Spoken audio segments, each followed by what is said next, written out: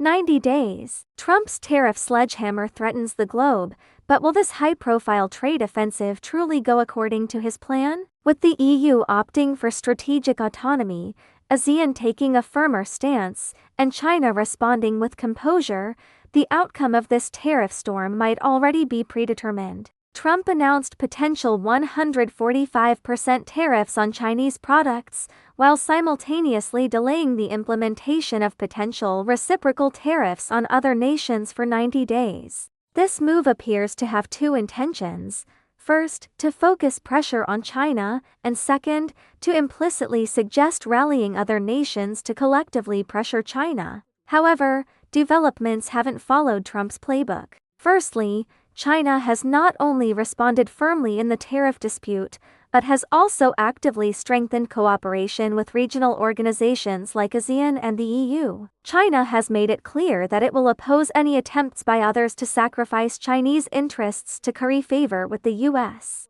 ASEAN, meanwhile, emphasizes deepening regional integration, refusing to take sides and expressing reluctance to become a pawn in US strategy. Even if some individual countries make subtle unfriendly moves regarding their China policies, they seem hesitant to definitively choose sides between China and the US. After all, facing economic repercussions from both China and the US simultaneously could be self-destructive. Turning to the EU, while not openly retaliating against US tariff policies yet, it has accelerated trade cooperation with China. Even European Commission President Ursula von der Leyen appears to be shifting her stance, publicly supporting trade diversification and clearly opposing a US-China bloc confrontation. European officials have reportedly traveled to Beijing for consultations, seeking potential win-win solutions regarding tariffs. The 90-day window seems like a buffer period offered by Trump to other countries,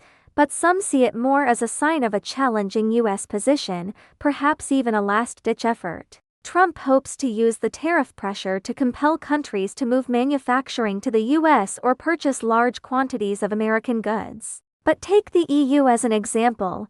It is highly unlikely to cede its key industries, as doing so would mean losing autonomy and potentially becoming an economic dependent of the US. What's more noteworthy is that friction between the US and EU also involves the issue of Ukraine. Trump has expressed a desire to push for a ceasefire in Ukraine, but Europe appears resistant to his approach. Instead, Europe seems to be accelerating efforts towards greater military independence from the US. If Trump were to overplay his hand, potentially even withdrawing from NATO, Europe's strategic autonomy could be further strengthened, and the US would risk alienating key allies. For the United States, the tariff strategy hasn't necessarily brought allies into line. Instead, it may be uniting countries more firmly against what they perceive as US economic pressure tactics. With reports of even Japan selling US debt, it raises the question of whether other countries might eventually retaliate against the US with counter tariffs.